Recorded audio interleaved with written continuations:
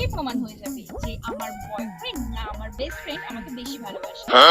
তো বলতো বাবাই আজকে আমি কি কালারের ড্রেস পরে আছি?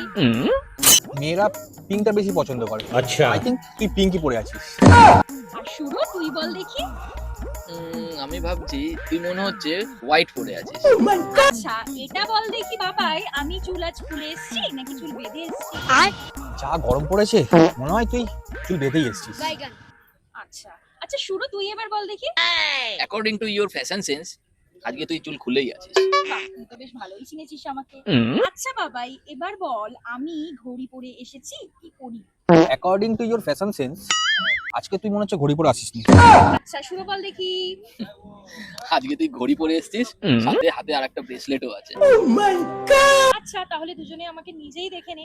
Hi la la la hi la la la hi la la la hi. Hey, hi la la la hi la la la hi la la la hi. Hey, aage didi karwa.